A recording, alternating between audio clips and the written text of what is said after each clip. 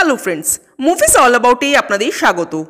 আজ কিছু টুকটাক ইনফরমেশন নিয়ে এসেছি আপনাদের সামনে। শাহরুখ খান কোলাবোরেট করছেন ম্যাডক ফিল্মসের সাথে। আমার কৌশিক শাহরুখকে নিয়ে একটি অ্যাডভেঞ্চার মুভি বানাতে আগ্রহী। এছাড়াও শাহরুখ রাজন ডিকের সাথেও কোলাবোরেট করতে চলেছেন বলে শোনা যাচ্ছে। পরমব্রত চট্টোপাধ্যায় পর্ণশবরী সাপের পর নৃসিংহ ভাদুড়ীকে নিয়ে আরও একটি হরর ওয়েব সিরিজ বানাচ্ছেন, যার নাম নিকষ ছায়া। এটি ভূত চতুর্দশীর দিন রিলিজ করবে হইচইতে। ভাদুড়ী মশাইয়ের রোলে থাকবেন চিরঞ্জিত চক্রবর্তী এবং অন্যান্য চরিত্রে সুরঙ্গনা বন্দ্যোপাধ্যায়, গৌরব চক্রবর্তী, অনিন্দিতা বোস থাকছেন।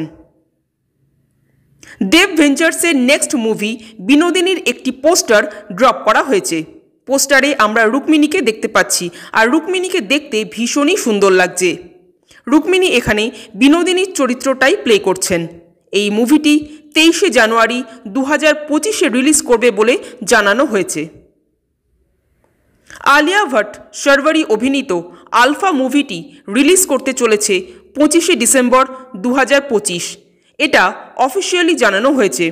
এই মুভিটি হিন্দি, তামিল ও তেলেগু এই 3টি ভাষায় রিলিজ করবে। জিৎ রায়ান রাফির সাথে কোলাবোরেশনে গেছেন, সেটা অনেকেই জানেন। এবার শোনা যাচ্ছে এই মুভিটা 3টে পার্টে হবে। আজ এই পর্যন্তই। আমাদের ভিডিও ভালো লেগে থাকলে প্লিজ লাইক, শেয়ার ও সাবস্ক্রাইব করতে ভুলবেন না। Thank you.